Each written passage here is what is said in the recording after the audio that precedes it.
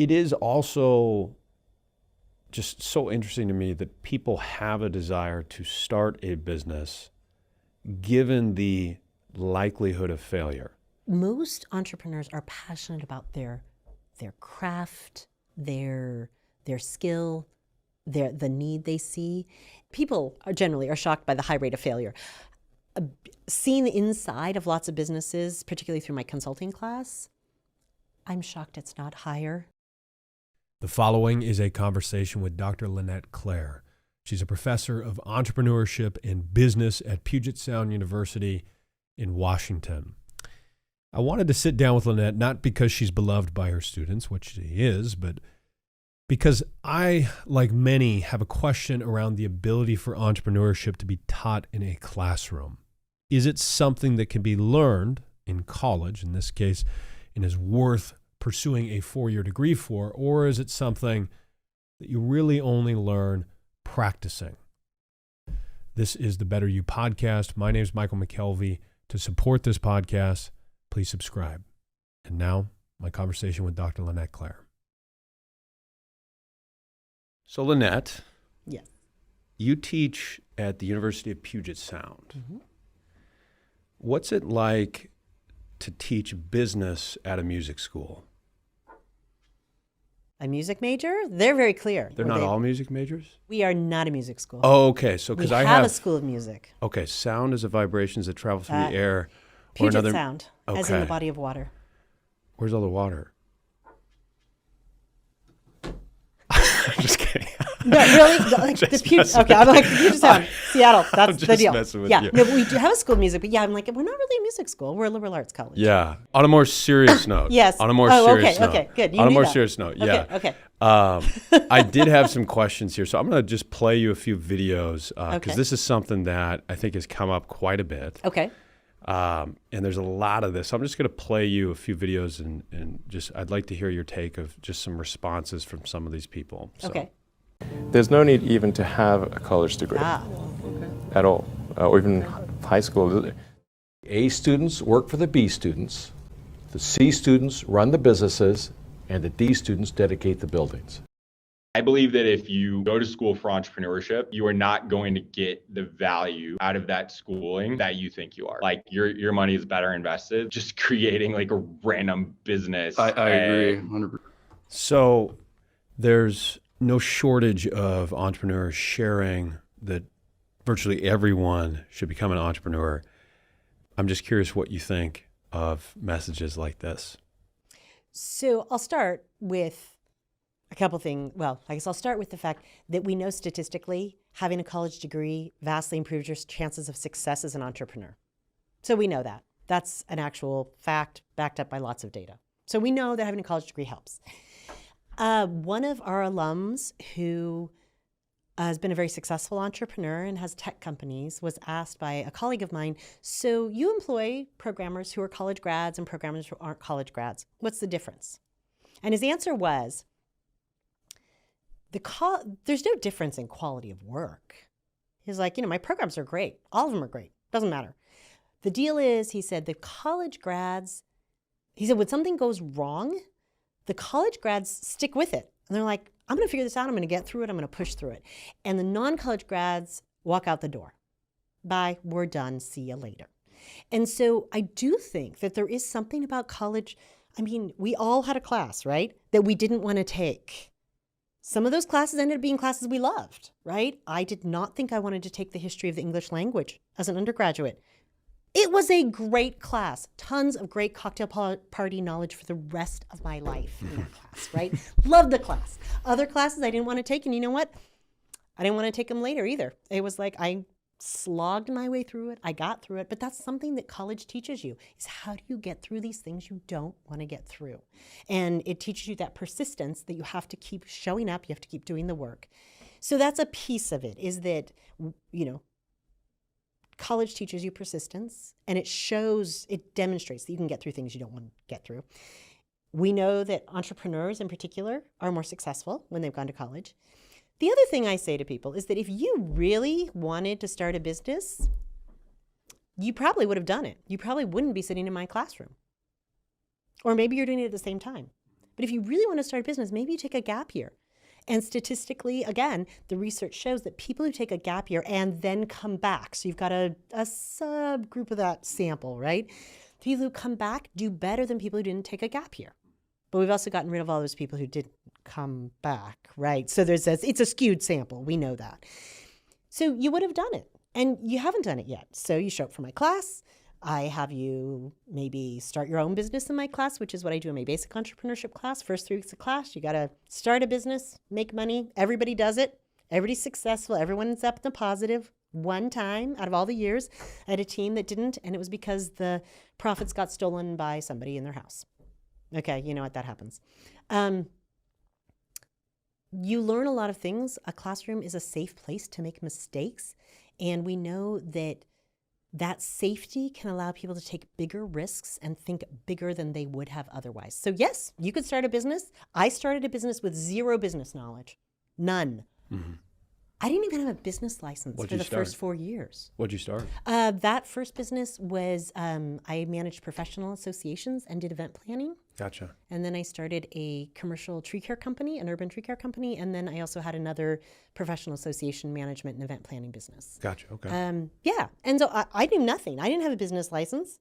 I paid my taxes, and that's really important. Just saying, pay your taxes. But the business license itself, never crossed my mind to do that. So I made a lot of mistakes that if I learned that in college, that would have been really nice. Right. To have a few of those things. But at the same time, and to steelman this argument, because I would say it is a legitimate argument given the cost, both financially and from a time standpoint, the opportunity cost that exists there for any student that's considering going to college. And to steelman the argument, I guess, looking at that cost, and if they're maybe considering something like business or learning in an entrepreneurship class, and they're wondering, okay, well, I'm going to go to a class where I'm going to learn from a professor who isn't in business but is teaching, right? Where is the value in that versus just going and starting the business, given the obvious costs that are there? Oh, there's so many answers to that question. I'm going to start with the thing that I don't think it gets shared widely enough about college. And this is true of any degree, not business, not anything, just any degree. Investing in a 4-year college degree is the best investment you can get in your lifetime happiness. Interesting. When you look at happiness research, you will see that 4-year college degree, now we're not talking about masters and PhDs in that, just gonna be clear there, but that 4-year degree is your best investment in terms of lifetime happiness payoff. And when we look at entrepreneurship, honestly, some people are starting businesses to make a lot of money, but most people are not. Most people are starting businesses because they are passionate about the thing. They are passionate about that product, that need, that service, the working with people they like to work with, working in the ways they want to work. That's why people start businesses. They do it because they want to have personal fulfillment, right? If we want to make a lot of money, honestly, you should go to college and get a job. Mm-hmm. So if there's you should. If there's a financial desire there to be more successful, the data would show business owners with degrees are more likely to be successful than business owners without degrees. So definitely, the argument is, yes, you may believe that you'll get more experience and potentially more fulfillment by just starting your business, but the question is, will you be more successful at that than if you have a degree first, you go through college first, then do that? But I guess, still saying that because I do believe this is a very legitimate argument, and I believe that I am maybe bringing forth a question that many kids have. Is there a chance that, with what you're saying as far as like the more successful business owners, is there a chance that they're more successful because the pool of applicants that's going through college is maybe more qualified in deciding to go to college?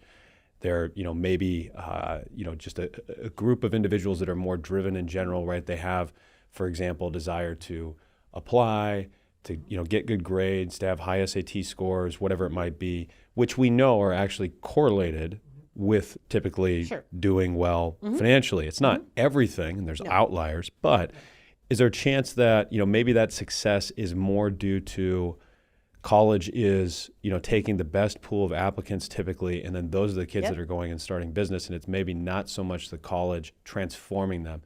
It's, another steelman argument that I think is worth exploring. Mm-hmm. Absolutely. There's absolutely a selection bias. There's no doubt about that. I think one of the things that you get, so we can talk about the education in the classroom. I would encourage people who are wanting more of that hands-on, I want to start businesses, look at schools where you're going to get that. Yeah. Right? What kinds of experiential learning are you going to have? What kinds of opportunities are you going to have? And maybe the school you want to go to doesn't have that, but can you create that, right? There's no reason that you have to get a job at the dining hall, which is a great job in a lot of ways. I've had a lot of students have dining hall jobs that are fantastic and they've learned a ton from them. But if you want to be an entrepreneur, maybe you go and you say, okay, this summer, I'm going to really put energy into starting my business. And that's what I'm going to do. That's fine. That's fine. And that's a way to get that. A piece of going to college, when you talk about that selection bias, is that one of the things that we know colleges are good at, and especially the kind of what we'll consider higher end colleges, is creating a cohort and a community, right? So your social networks that you have as an entrepreneur and as a business person impact your success. What do you have access to? So I had a student last year, in a health entrepreneurship class. And the business he's interested in starting has a higher end market. And he was talking about people we talked about who does he know, who could he access and get input from, potentially, first you start with, tell me what you know, tell me what I should be doing, how can I serve you better? And then of course this leads down the road to how can, that person saying, gosh, can I invest in this, right? And those are connections he's made at college, right? Because these are people who, maybe it's his classmate's uncle or his freshman roommate's grandma or whatever it is, right? Or next door neighbor or all of that. So it's college is not just about the classroom. And I think we really mislead people when we talk about it that way, that it's just about the classroom. A good college experience is the classroom, but it's also your classmates. It's the community you're creating. It's the alumni network. It's your co-curriculars.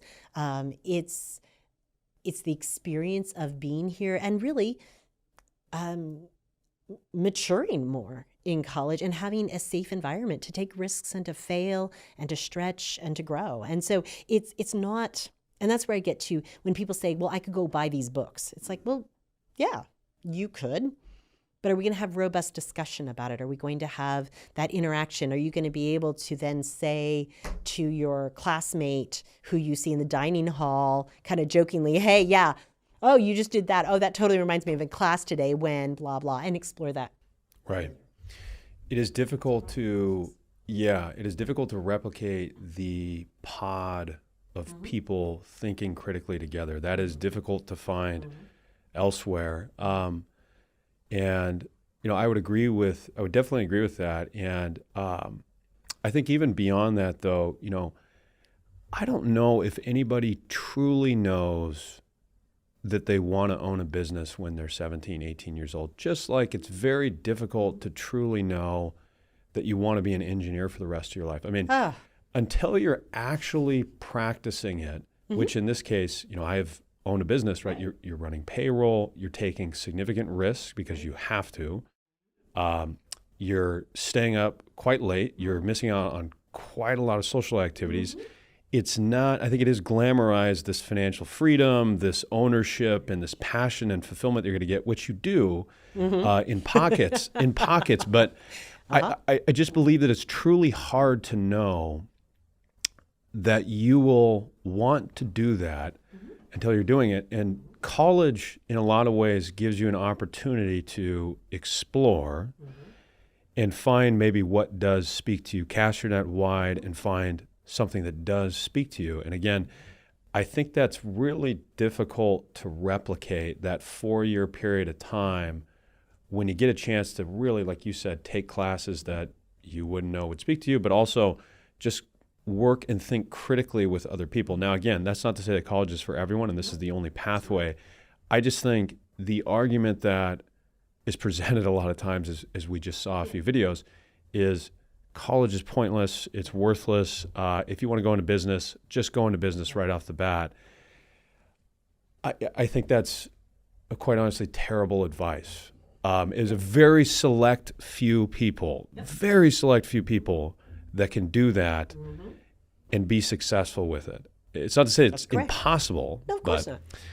But yeah, so I guess, what are you guys doing? You mentioned experimental learning, and to bring it back to the classroom, that is another thing that I think a lot of people will cast stones and say, well, I can just learn this stuff anywhere. Right. There's information everywhere now. Absolutely. So what is college going to teach me that's different than what I can find in a textbook? So you mentioned experimental learning, and I've read a little bit of your work there. Can you just explain a little bit what that is? Right. So when we're talking about experiential learning, there's a wide variety of things people are talking about. I think I was on the group where we defined experiential learning, what that meant at Puget Sound.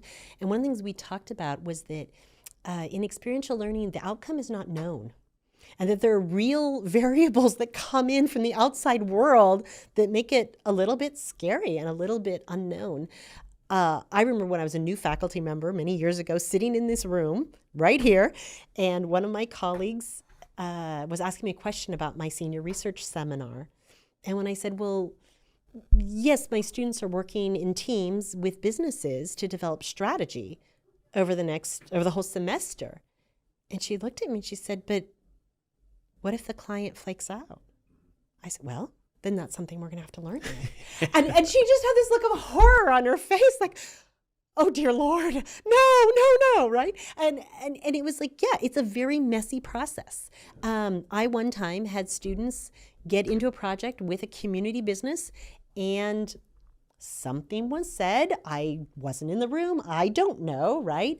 But the students came back with the news for me that the business owner was paying his employees in part through drugs. Interesting. And I'm like, yeah. Okay. Yeah. We're halfway through the semester. This is a semester-long project. What do I do?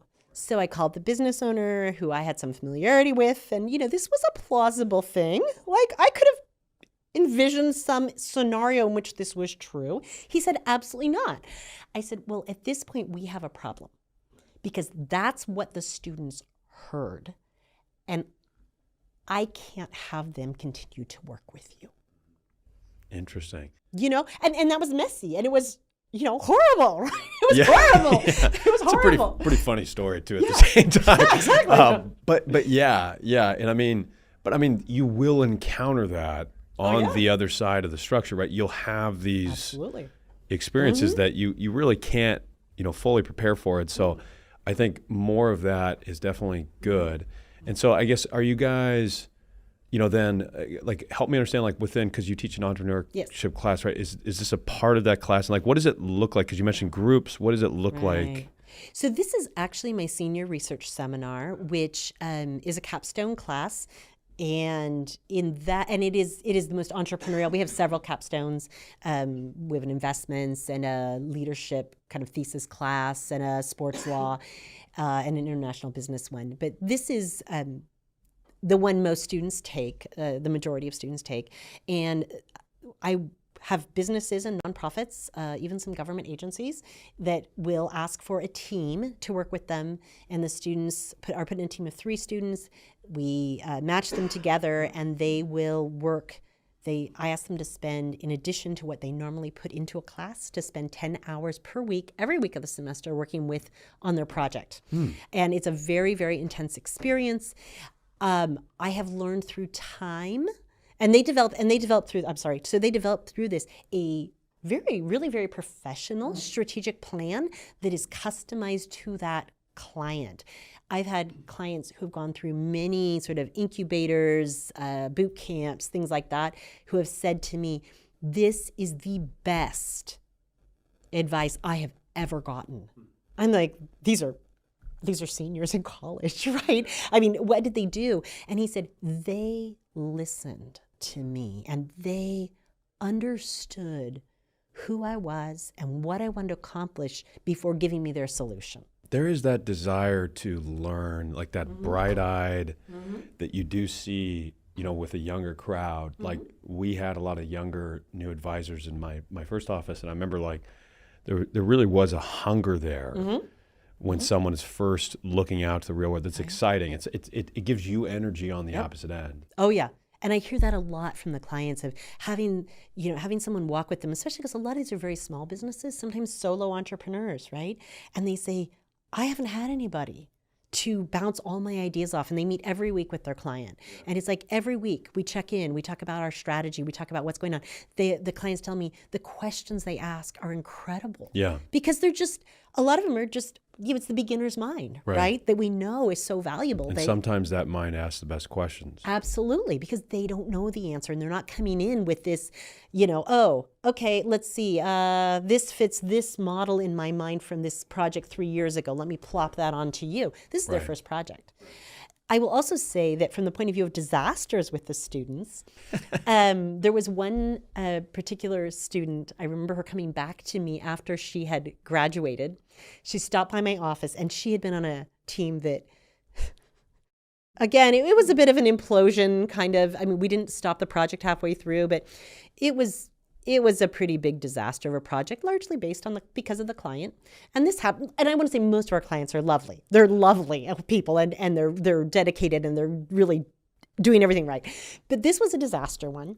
And she stopped by my office, a few months after she graduated, and she said, I wanted to stop by and tell you about how valuable that disaster was for me. I said, really? And she said, oh yeah.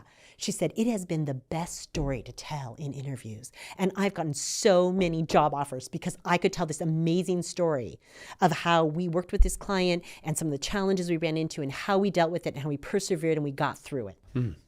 Interesting. I was like, yeah, it's like the success is variable, but that real world. So when I'm talking about experiential learning, this is kind of the gold standard of it, is this intensive kind of thing. But I do a lot of things. We were talking a little bit about I have a human resource management for sustainability because we have a new sustainability concentration in the business school.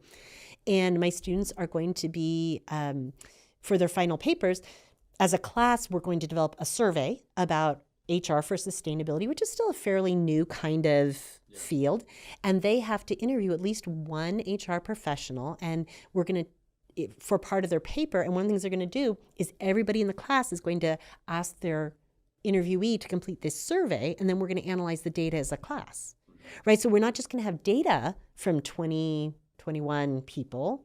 We're also going to have all of this qualitative data as well that we can then come to some kinds of conclusions about, okay, we've read all this stuff. We've done all this academic work. Now we're looking at what do people in the field say and what do we understand from bringing these two pieces together? Yeah. Can I ask a question on that? Yeah, absolutely. Because I think everyone is a fan of experiential learning. In fact, I think there's a craving for it. Yes. Why isn't there more of it? It is exhausting to teach. Yeah. That's one thing. It is exhausting to teach. So my senior research seminar, where we have these projects with community members, what I've learned at professional meetings, so these are fairly common projects. Fairly common. They happen all over. The way I do them is very different. And when I go to professional meetings and we talk, people say to me, how do you do that? How do you do teams of 3? Every team of 3 has a different client and you never repeat clients. How do you do that? And I say, well, I have a fantastic social network. That's part of it. Also, my students do fantastic work. So all of my work now is referral based. I have people who've been through the program who tell their friends and they're like, you got to do this. This is awesome. I had somebody from a nonprofit last spring who was so thrilled. I swear he's told 20 people. And, I'm getting all these great referrals from Threat about, hey, my buddy Threat told me you guys worked with him and he's great. So that's part of it. Is my students do great work, but it takes a lot of work and it takes a different mindset as a professor because you're not, especially in this consulting stuff, you're not just teaching a class. You're running a business. And in this business, that work, I mean, I'm the principal, and I go out and I get the work, and I make promises to people, and I train my workforce, and I send them out there. But I'm responsible at the end of the day to make sure they're putting quality work out there. It is the most exhausting class I teach. At one point, I was probably 4 or 5 years into my career here. Some of my senior colleagues took me aside and said, Lynette, you can't do all of your classes with experiential learning. You're going to burn out. It's exhausting. And they're right. It's exhausting. I find it super rewarding. So I've learned to incorporate smaller pieces of experiential learning. So in my freshman writing seminar last semester, my students worked with clubs, right? I just said, okay, we're going to work with clubs. It was on community building. That was the whole theme of the class, was how do we build community? And so they worked with clubs to build community. And it was a smaller kind of piece. Or like I said in this human resource class, right? They're going to go out and interview people. So that's less work to manage. But it is tough. And I have small classes. Yeah. I mean, I have small classes. I'm not ever supposed to have a class bigger than 25. I'm pretty good about holding that. My upper division electives are supposed to be held to 20. Having said that, my senior seminar right now is 24 in it, which is huge for Puget Sound. All my colleagues are appalled. You have a senior seminar with 24 students? Oh my gosh. At any other school, right? This would be like, wow. Yeah. That's awesome, Yeah. right? That is fantastic. Vacation. So part of it is small. You have to have a smaller class or a lot of TAs, right, to do this well. So there's the challenge in just being able to manage it from just like an efficiency standpoint. I wonder also, though, because you mentioned it's exhausting. It is. It is, but it sounds like it also gives you the jet fuel in a way from a reward, which is true, I think, for a lot of people. But I wonder how much of it has to do with, especially larger institutions. I've experienced this speaking and working with large institutions. As they grow and scale, it becomes difficult for them to adjust and flex. Yeah. And I think today, the craving is for more experience if you're going into some college or learning environment. And that requires a willingness of the university to pivot maybe from the traditional academic realm of classrooms, lectures, right? Which comes with risk. But the funny thing about risk is there's risk to everything. And there's risk in paralysis. Yes, Not there taking is. a risk constitutes risk. And so I wonder how much of it is these large structures are unwilling to pivot and do more of that because there is the risk of the funny story that you just shared. Oh, yeah. Your students go out and they're working on a new business and they're working in the real world with a new business, and this business owner is potentially paying their employees in the form of drugs, right? Like something that you would run into in the real world, Absolutely. but this is not the controlled academic structure. So I wonder how much of that is the fear from the large structure and scale of a big university of an unwillingness to take risks there, and so there's a sense of paralysis. I mean, do you think that that's part of it? Because obviously here, much smaller school. Yes. Even so, you have to think about academics. Academics are not by nature risk takers. We're not. I mean, tenure. Isn't tenure like the weirdest idea ever to someone who is an entrepreneur or who has been an entrepreneur? I actually wrote in my tenure file, I think tenure is really stupid. I actually wrote this. I was like, I don't know why I need tenure. I plan to come to work every day and do a great job and deliver value. And the day I don't, that's the day I'm out of here. Right? Like, I don't need security as a human being. But in the academic system, if you don't get tenure, you're fired. So I needed tenure, right? Do I care? Do I care at all about having a guaranteed job? No, I really don't. I really don't. It makes no difference to me at all. I don't care. But others might have Most a fear academics care a lot. Right. And you also have to think about the dynamics of, well, and partly it's by discipline we have different pressures, right? I mean, I remember in graduate school, one of my friends had, her PhD was in English literature, and she studied medieval French songs. and she invited some of us over to have her practice her job talk because she was giving it to an interdisciplinary audience. And she lost us. There's probably a rare crowd that's going to Yeah. So we gave her feedback. She ended up getting the job. But she said that 1 in every 200 people with her PhD gets a job. And I was like, I mean, to me, it's like, how could you go through this process? How could you be willing to commit to that? Exactly. And I said, what will you do if you don't get an academic job? She said, well, I guess I'll go back to being a swim coach.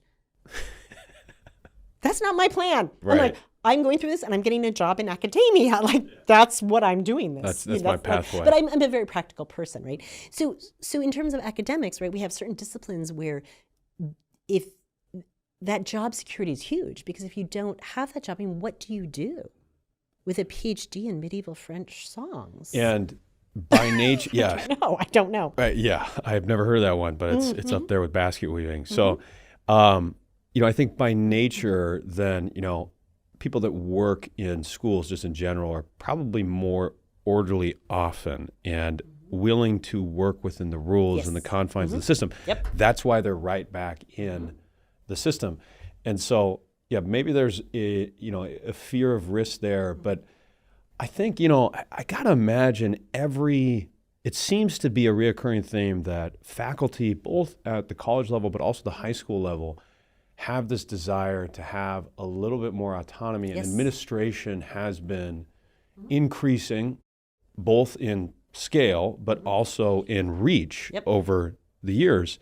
And so I have to imagine that, as that has grown, again, that structure's gotten bigger, part of it maybe is the administration fearing that if they give more control to the faculty, there's a bigger risk there and more bad could happen, which has led to a more monotone education, if you will, taking away from the education for the people, in this case, the student. It's, I don't know if there's truth to that. Education is a very stable industry, really. I mean, right now we're in a big state of flux. Right.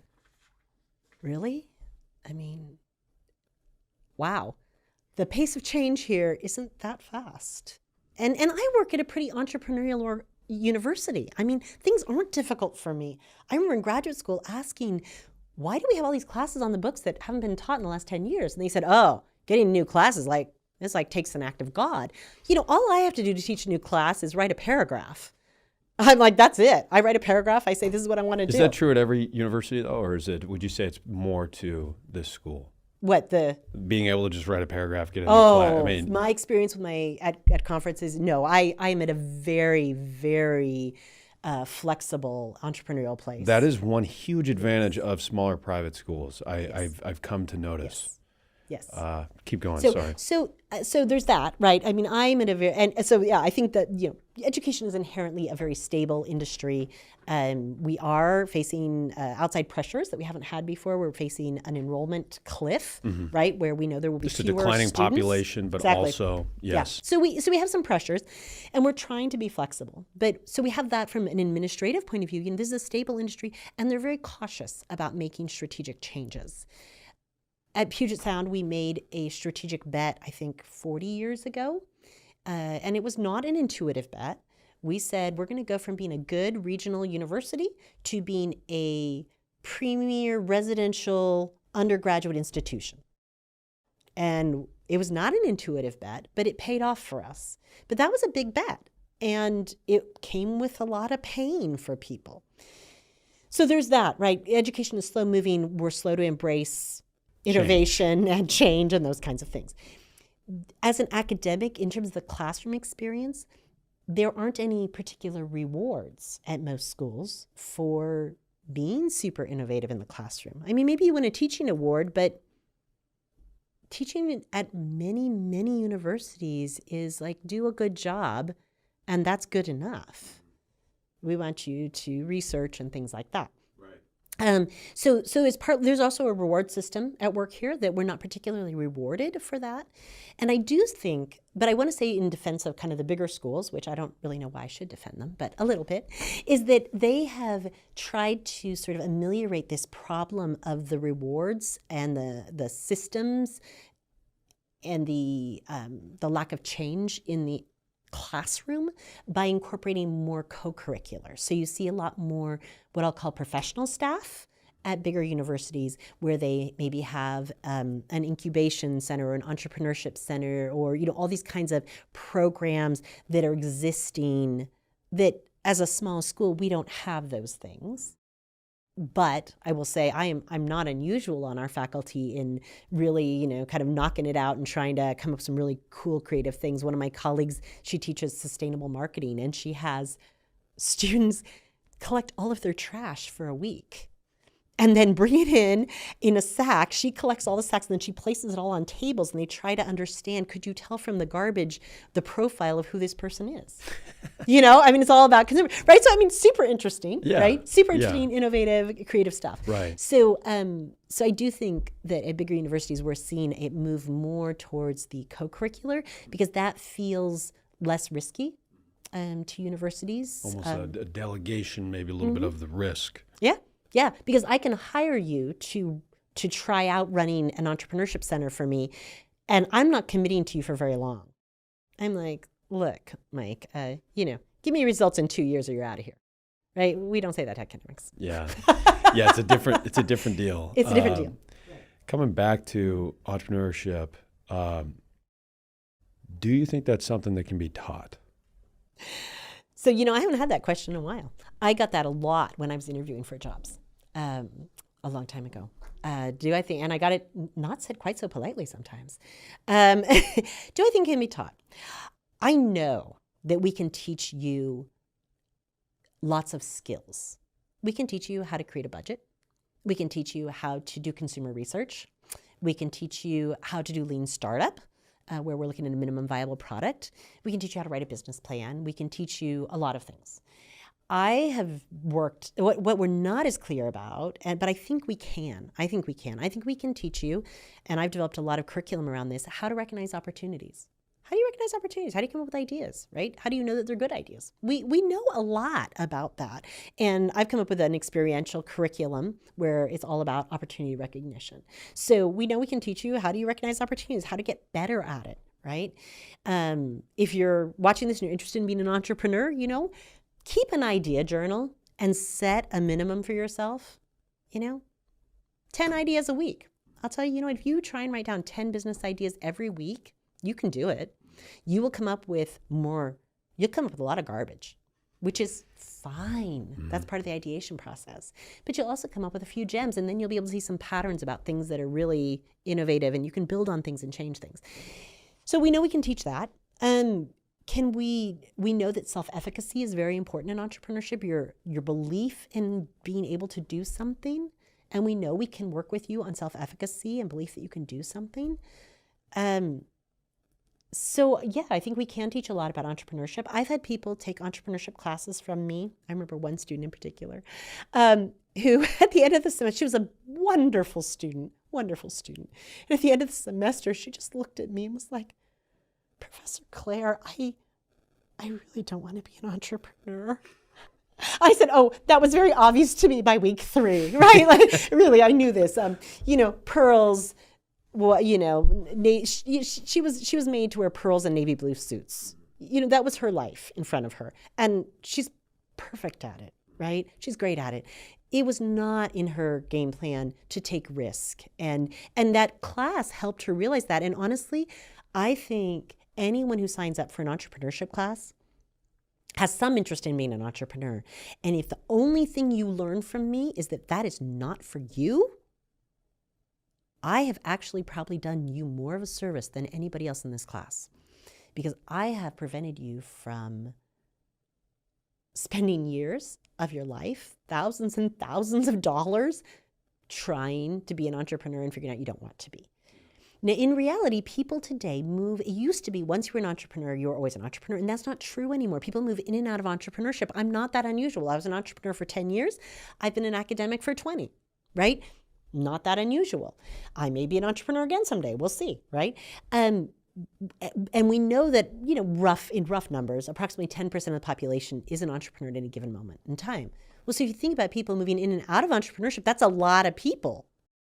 And so if I can give you a few tools that help you to evaluate something and consider, is this the right time in my life? Is this the right opportunity? Do I want to do this solo? Do I want to have my family be a part of this? Or do I want to be partners with someone who's not in my close circle? Those are great questions that I've helped you think about, and you have awareness. What if you go through my class and you end up working in government and you end up needing to understand how the small businesses function? What if you end up at a big company and you have small businesses that are contractors? Again, great. I've helped you understand what it's like to be an entrepreneur, and you can then understand how you need to work with these people, right? So I guess my answer is yes, we can teach entrepreneurship. Can we make you a successful entrepreneur? Right. Depends on your definition of success. It's difficult. Maybe potentially like the behavioral component to it is what's most important. And again, during that stage of your life, the wonderful opportunity that presents itself is the ability to take all these different classes. You're not just going to college and business school to take an entrepreneurship class. There's many different classes, and it's difficult to connect the dots looking forward, but you can do it looking backwards. Absolutely. You don't know what is going to speak to you while you're in school. And I think we have a tendency to sometimes maybe overweight lived experience. It happens both ways, right? We overweight someone based on their resume, but we also can overweight lived experience. You see this sometimes, like in athletics, you'll see players get hired as head coaches just because of their player acumen, just because of who they were as a player, when they maybe aren't really going to be a great coach, but hey, they have some leadership skills when they're a player. They obviously know the game, but it's not an easy translation every single time, right? And so I think this idea that like lived experience triumphs all, you only learn by going out and doing, is inaccurate. And if anything that college can present itself as far as like a benefit, it's that point in time where you truly can explore all of these different things and let your mind run. Something fascinating also that I found, the Harvard Business Review did this study, and they looked at entrepreneurs, and they were trying to figure out like what age are most entrepreneurs successful. Now, if you were to look at TechCrunch, for example, the average founder that wins an award with TechCrunch, at least in their list of fastest growing companies, is age 29. You look to Inc. magazine, age 31. But what Harvard Business Review found was the average successful founder was 45. So there's this myth of the successful young entrepreneur, when in reality, most of the people that are starting successful businesses are doing it about the midpoint of their career. And in fact, it plateaus in your 50s, all the way through your late 50s. So there are people that are starting successful business much later in life. And if you were to look at two people and say, okay, which one is more likely to be successful starting a business, and all you could differentiate was just age, all you were given was age, you would be better off betting on the person that was older if you were only given the variable of age. So it's interesting, we glamorize this youthful founder that is somehow just the new cutting edge, but the reality is most of these people that are actually running successful new businesses are at the midpoint of their career. They're 45. So some of the standard sort of accepted wisdom is that you should get a job in the field that you're interested in before you start your own business. And I think there's value to that. I think you come out with better connections and better knowledge. We do know there's a significant segment of the population who become entrepreneurs who choose to do something that they have not done professionally. Probably one of the most fascinating people I talked to in my dissertation research. I talked to 187 early stage entrepreneurs for my dissertation. 187 individual interviews with a newborn in my house who I had no childcare for and who didn't sleep. It was a lot of work. But one of the most fascinating people I talked to was a man who, his business, he raised queen bees. He bred queen bees. That's what he did. And he had no professional experience in this. He would be one of those people but he was older. He had a career actually in higher education, in administration. And he had loved his job. And then he had health issues and he could no longer do his job. And so here he was in his 50s and he needed to do something else. And he had been a hobbyist beekeeper and he'd experimented with some queen bee stuff and he decided, there's demand for queen bee breeding and I'm going to do it. Let's go for it. Absolutely fascinating person, right? So we do know that people switch fields. I think an advantage to starting off when you're young is that you don't have much to lose. The risk. You don't have much to lose. I mean, you don't have capital either, right? When you're taking risk, you're not taking risk for others. Nope. At that point, typically, you don't have children, you don't have a spouse, you don't have a mortgage, you don't have things to lose. You're used to the college lifestyle. You've lived with 4, 5, 6 people in your house. You don't care, So there's an advantage to that too. But in terms of older entrepreneurs, it's funny when you were giving that statistic. When I was in graduate school, first day class in my entrepreneurship class that I was teaching, I show up to my classroom. And my mother was visiting right then, and she and my husband have decided to crash my class. I am not very happy about this, actually. So I gave my introduction to entrepreneurship, and it was a 2-hour class. And so before we stopped for our break, I said, we are so fortunate today to have 2 entrepreneurs with us. And after the break, one of them is going to speak to you. And my husband, who truly gets nosebleeds talking in front of people, just has this look of a horror on his face, like, oh, please don't make me do it. My mom's like, maybe. So at the break, I say, Mom, you're talking. She's like, okay. My mother, my parents had started, they did property management of planned communities together. And then once they divorced, my mom continued in that line of work. They had owned a business together. They sold it. She moved to Arizona and she worked for, I believe it was 3 companies in a row where the owner had ended up in federal prison. And she thought, it's got to be a record. Yeah, I could do better than that, right? Yeah. And so at 52, I think she's about 50, she started her own property management company. And so at the time she's speaking to my class, she's, mid-50s, maybe late 50s. And so I had the students write a reflection at the end. So she talked about her business and what she does. And she specialized in high-end housing developments in property management.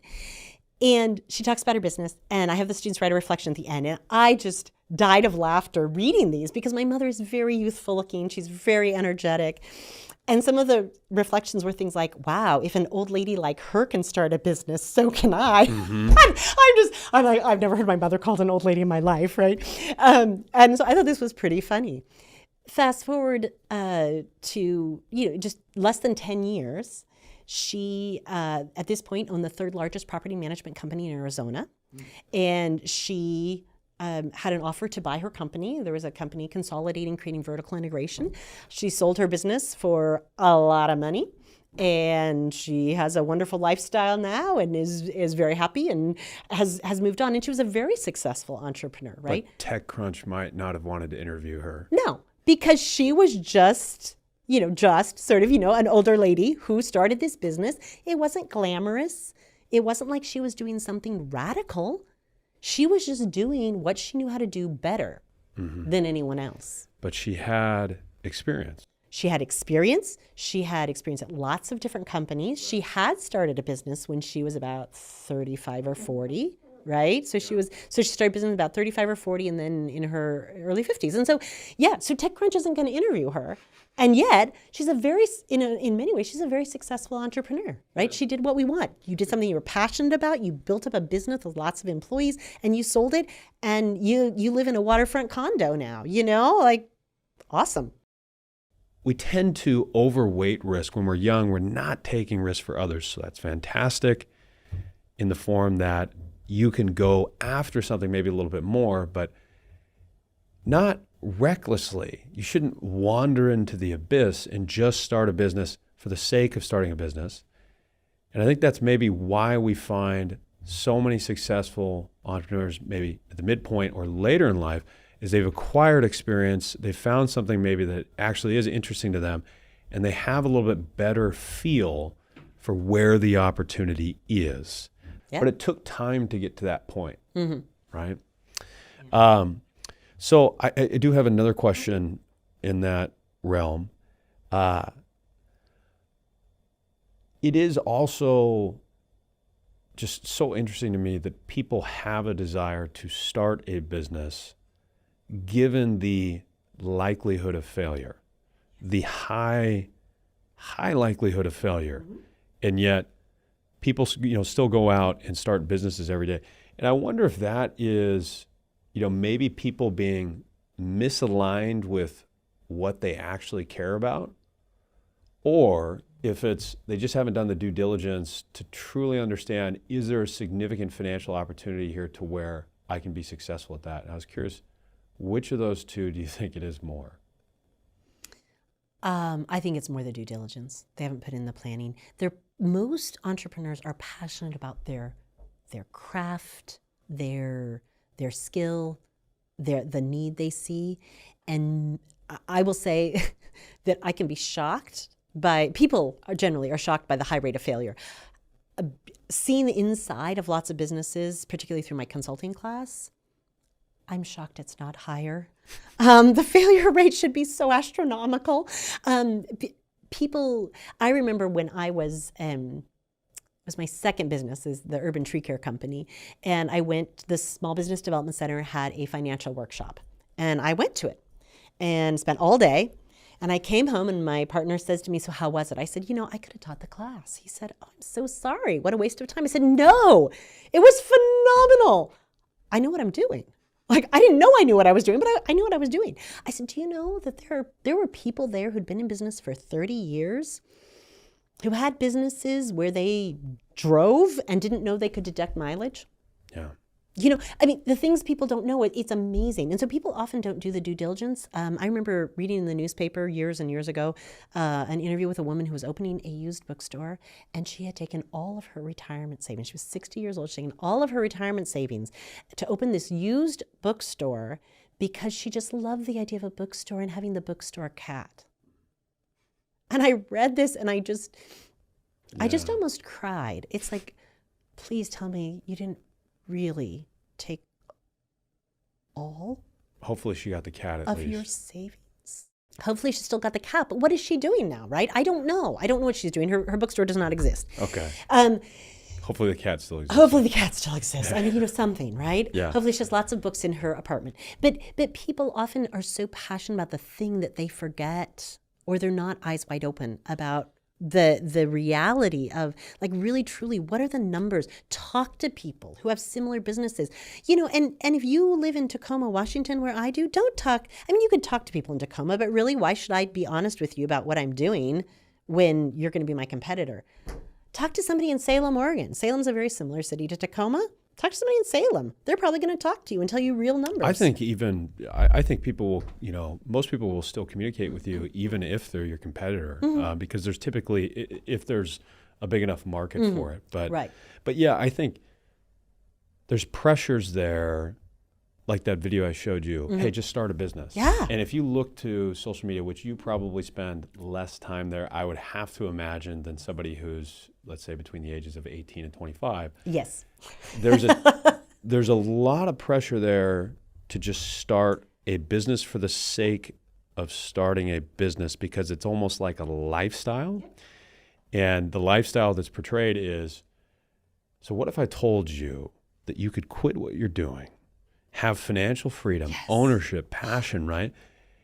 And it's like, okay, well, I guess I just got to go find a business to start. And it's like, if you're approaching it with that framework of, I'm looking to start a business just to start a business, it will be a difficult road for you. But I do think that those pressures maybe influence to where we walk away from the objective measures of, hey, is this financially opportunistic for me to pursue? Sure. So I'd have to agree with you there. So here's the deal, though, right? What if I am 20 years old and I'm excited about this and I find something to do and I invest 6 months of my life and $1,000. That's everything I have from my Starbucks job and in my tips, right? $1,000, 6 months of my life, and I fail. Great. Right. I'm actually a believer in having a starter business. Starbucks is still there. Yeah, it's still Likely. there. You can go back. It might be striking so you could get a raise right now. That's right. Yeah. Yeah. But you know what? Like, so what? So what if you failed? Who cares? You just learned a lot. And I do think having a starter business is a great idea. Do something that, and that's one of the things I like about starting my entrepreneurship class with a 3-week business, is that start it and run it for 3 weeks. You'll get a sense of, I mean, it's not everything, right? I mean, they're not doing payroll and all that stuff, but you know what? You'll have a sense of things. I will say the number one thing people learn is they are not starting a food business. Every semester there's somebody who wants to do a food business. I'm like, you just do that. Yeah. You just learn in 3 Or like weeks a how much you coffee love shop. that. Yeah, Yep. there's gonna be some competition. In a lot of ways, competition is for losers. Yeah. Yeah. Unfortunately. Yeah. But you know what? You learn a lot from spending a few months. So I look at it, I go, you know what? So a young person starts a business, it's a flop. Who cares? That's a great experience for them. Yeah. They learned a lot. It definitely is. That's a great point.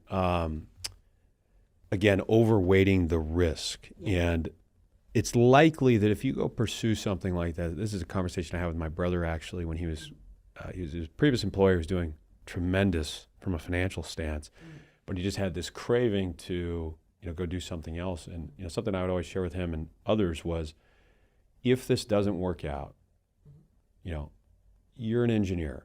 Mm-hmm. Will there still be engineering jobs 6 months later? Mm-hmm. Yes. Probably. Financially, will you be okay? Will you be able to get back on your feet, right? And it's interesting though, like just even that mental check sometimes, you might know something, but knowing is different than doing it. It's the difference really between like simple and easy. Yes, it's simple to understand that mathematically and from a time sense you can go back to your career, but that doesn't mean that it's easy to go do. Mm-hmm. But yeah, you're exactly right. We tend to overweight the commitment that might be involved with pursuing that. So it's those two pieces, overweighting the commitment, but also I will say there are plenty of people that don't do the due diligence to truly understand the costs of opening, let's say, a retail store or a restaurant. So another question I just had, just in general there,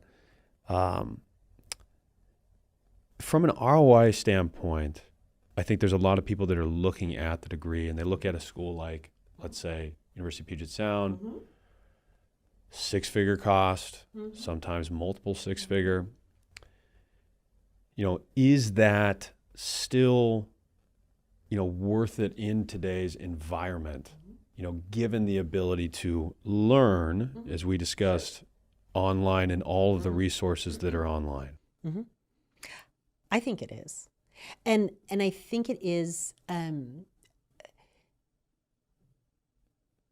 so, and I'm biased. I mean, I'm just going to put that out there, right? I mean, I teach at a residential liberal arts institution. My daughter is a college student at a liberal arts residential institution. I mean, I clearly believe in this. I think the difference in this experience of, and I do think being residential matters. I do think living on campus makes a difference. We know that students who live on campus do better academically. They have more positive feelings about their college experience the longer they lived on campus. And I think when we look at it, it's not just about knowledge. There is so much knowledge out there. I mean, when I went to college, right, you still had to look for knowledge and for facts. And now the challenge is not, I mean, some of it is what knowledge can you create, right? But a lot of it is what knowledge is useful? How do we put that knowledge into conversation with other knowledge? Yeah, how do we how do we ask the right questions to find the right knowledge? I mean, how do we ask good questions? How do we know what we want to know, right? And then how do we evaluate that and how do we synthesize it and how do we apply it and how do we communicate it? And those are all really important parts of being in an in-person college experience. I think there are some schools that probably do a really good job of approximating that online, But we still know that there's so much more information richness from face-to-face communication. We learned that in COVID for sure. Yeah, than there is from any other kind of communication. Face-to-face communication is the richest. We get the most information from being face-to-face of any kind of communication style. We know that. So there's this huge value to me, and I think to students of being there. I think, as I said, the happiness factor I think that's something that people don't talk about, but going to college, getting a 4-year degree makes you happier. And part of it, being involved in your co-curriculars and being involved in your residential life. I think having structure too, like to just share my experience, I think we love to imagine this scenario where we show up to the gym and we work out just as hard as we would with a personal trainer, but that's not the true. likelihood of that, given obesity in our country, is probably not high.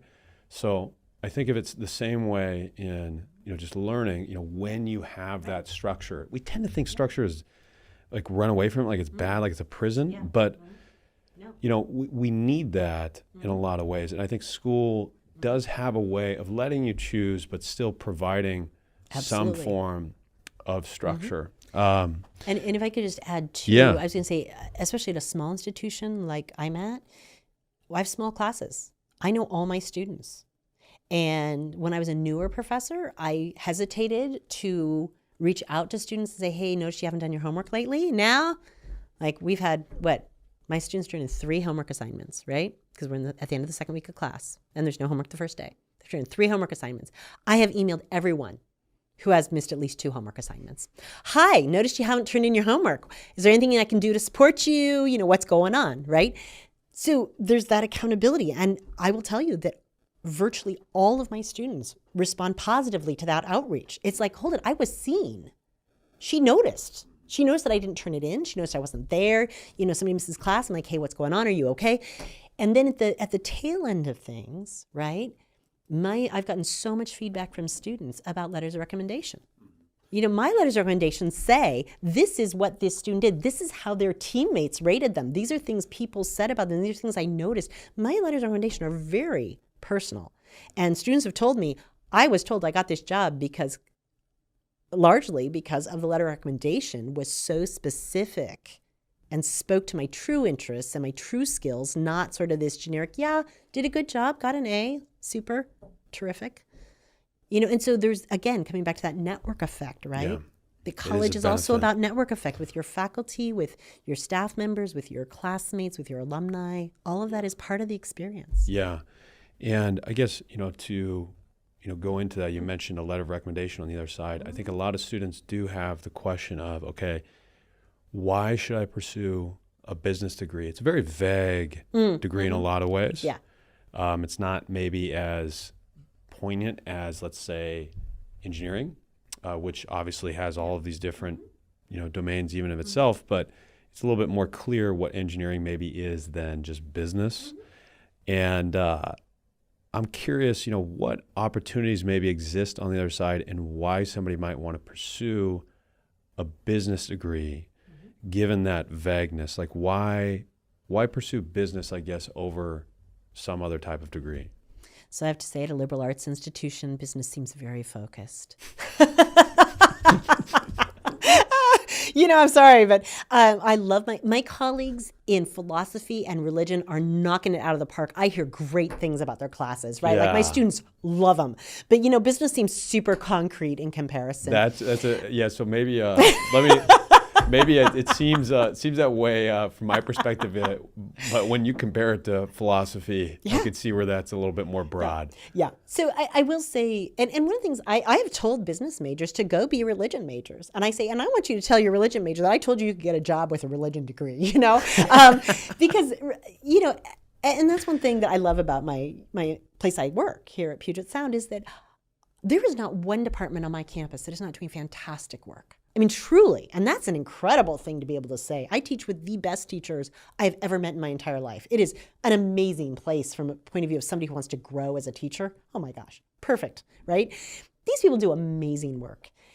And I can tell you that, any student who wants to get even a fraction of the value out of this education is going to graduate from here understanding how to think and how to work hard and how to communicate and how to ask good questions and find answers and all that kind of thing. And we have a great career and employment services center that encourages students to do internships and get meaningful work experience and all those things.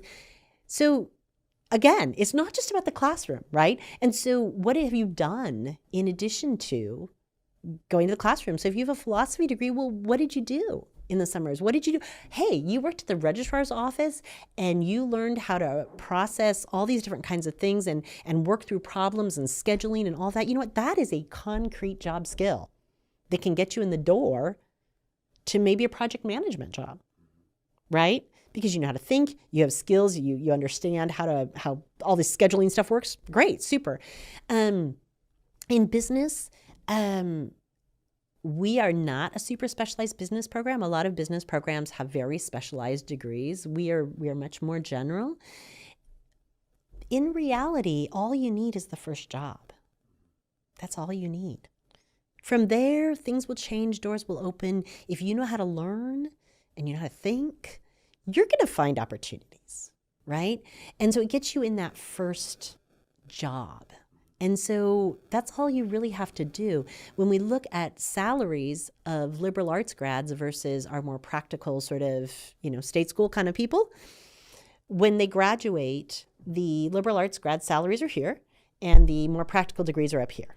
And after 5 years, the liberal arts grads exceed those others. Interesting. I'd be curious to look at that. It's because we think about, because what we're teaching them are what are really executive skills. Yeah, which might not shine through in the early stages. But I guess I still am curious, like, why business? Because this is a fork in the road with many different pathways that students struggle with. What do I major in? And why they might choose business over, let's say, some other pathway. I think you should choose it because those are the classes you get excited about. I really do. As an undergraduate, I never took a business class. I'll tell you, graduate school, taking your first business class is a little terrifying. I was a botany and English double major. Also, hot tip, don't double major. But there's a personal bias there. If it's going to take you more than 4 years, don't double major, not worth the time. If you get into those business classes and you're excited and you're interested in it, then do it. And if you're not excited and interested in it, you know what? Go study something that interests you. Because the whole world, I thought that business was the evil empire when I was an undergraduate. I'll just be honest there. I think a lot of college students do. Yeah, it was the evil empire. Goodness, I was not one of those money-grubbing people. I was motivated by higher, nobler goals, right? Right. But I got out there and I discovered the whole world exists in organizations. And that's what we study in business. We study organizations. Because you know what? There is marketing in everything. But I wonder, though, because business maybe isn't quite as exciting, because you mentioned like the exciting nature of the classes, and that's not to downplay business classes, but like I think when people think of like what's exciting, they're probably not envisioning maybe like a finance course. I'm in finance right now. I know some people, again, might look to that. I wonder if it's maybe what's drawing them more to business is the broadness and the practicality of the degree to be applied to several different fields. So do you think it's more of that, or do you think it's like should kids be thinking about, okay, if I don't feel excitement in this business class, then it's not for me. Like business isn't for me. Or is it, no, I'm pursuing this because there is maybe some pathway here, and this is more practical to get to that pathway where I will have more excitement and fulfillment than, let's say, a philosophy degree, which might be more exciting in college, but less exciting when you're making $27 an hour instead of having a six-figure salary on the other side. I think parents are drawn to the idea that their children are going to be employable. And that. I don't think that most high school juniors and seniors are particularly drawn to that. I don't think so. I think so I remember a textbook seller stopping by my office many years ago, and I have ditched business textbooks long ago. And he was trying to sell me entrepreneurship textbooks. And I said, I'm sorry, I'm just not interested in entrepreneurship textbooks. And he said, yeah, they kind of suck the fun out of the whole thing, don't they? I said, they do. And that's the problem, right? Like, business is exciting. I mean, you talked about Inc. and TechCrunch and all that, right? Business is exciting. It is exciting what people are doing. It is exciting the innovations people are making, and it is a fascinating field. Finance is totally exciting. I got to tell you, accounting to me has always been one of those like, oh, okay, accounting has super interesting parts of it. I'm sure the CPA board would love to take that soundbite. I'm sure they given would. the drop off in accountants graduates, that is. One of my former colleagues, she's retired now. She was an accounting PhD, and she did research on accountants' culpability in the Holocaust. Whoa! Never even thought about accountants, right? How interesting, right? I mean, it's interesting stuff. Accounting can be interesting. It can be really interesting. Marketing is just like, that's just fun, right?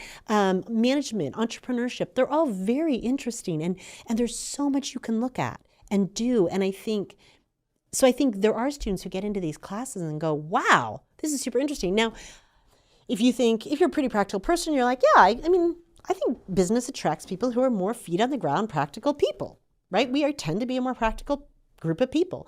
So you get in, you think, oh, I'm pretty practical. Maybe I should explore business, right? Because it is a very practical degree. You're likely to get a job with a business degree. It's going to be a little more of a stretch with a philosophy degree, but as long as you've done meaningful work experience, and you're going to be fine, right? People do get jobs with those degrees, but it's an easier fit, right? And so if you get into a class and you go, that isn't for me, right? So my people come to me and ask, what should I start with in business? I kind of say, are you more of a numbers person or more of a people person? They say numbers, I say start with accounting. They say people, I say start with management. Try out a couple classes, see if you like it. But it should be interesting to you. And if you are just slogging through and hating these business classes, then why? Why are you, why? Just do something else. Maybe you get a business minor. Maybe you do a great internship. Maybe you get some great work experience. Fill it up other ways. Yeah. But don't torture yourself with 4 years of misery for something you don't like. I started out as a biochem major, okay? Did not finish. I think a lot of people start with that. I feel like that's a pretty popular, when you ask high school kids what they want to be, it's like doctor, lawyer, engineer. Engineer, yeah. Exactly. But I do think sometimes the thought process for kids is like, well, I'll go the business route is more of like a safer decision. But I would maybe encourage them to think of it more like it's a pathway that is such a broad domain that you will be able to find something that truly does interest you on the other side. And so, in a lot of ways, it is extremely practical to pursue. Yes. But of course, the real work seems to start on the other side when you go apply yourself in the real world and follow something. Last question I just had for you. Advice to your younger self. You mentioned biochem, maybe not quite that far back, but around the same time.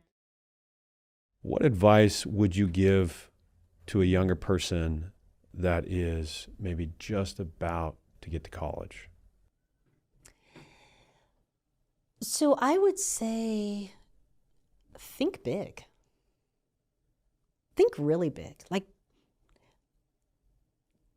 don't shut down your dreams before they have a chance to be formed.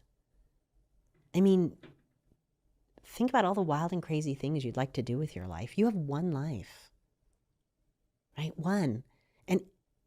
And time is the most irreplaceable, most valuable resource we possess. So where are your big dreams? What would you do if you could do anything? And that doesn't mean you can do anything. I mean, I might want to, go sing professionally, but you know what? That's not going to happen for me without a lot of training. But maybe I could if I really applied myself. I don't know. That wasn't my dream, many, many years ago.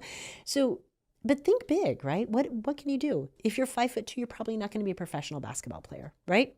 That's a better example. Yeah. Well, I don't know. I mean, I'm almost 6 feet tall and I'm never going to be a jockey either, right? So there you go, right? There's certain jobs I'm not going to do in my life. Not going to be a jockey. But dream big and don't shut yourself down before you have a chance to take off. You can always bring it back in to say, okay, so what's something that would get me started down that path? Mm-hmm. But let yourself be big. And I think, well, we know that it depends on your life experiences, whether that feels like a comfortable thing to do, right? And we know that people of privilege have had more that's going to be a more comfortable thing for people of privilege. For people who have not had as much privilege, it's like, oh yeah, that's really nice for you to say, but I need to make sure that this pans out. That's fine. You do need to make sure it pans out. But think big, dream big, and then start crafting a plan to make that happen. And there are many, many paths that will reach that destination. We know that people with long-term goals are more successful than people without them, but it has nothing to do with reaching that long-term goal. It has to do with having a goal. Because once you have a long-term goal, it takes something better to get you away from that, right? So super. There's a great opportunity that you never saw that didn't even exist in 2023. But in 2026, it exists. And it's going to pull you away. So dream big. And I'm not saying don't be practical. I'm just saying don't shut down stuff. And I think that would probably be my biggest advice. And then think about how, what are some first steps you could take to get there? And what are some paths? And, maybe it's business, but maybe it's not. And I think for a lot of people, college is a great choice. It's not for everybody, though. And that's fine. But do something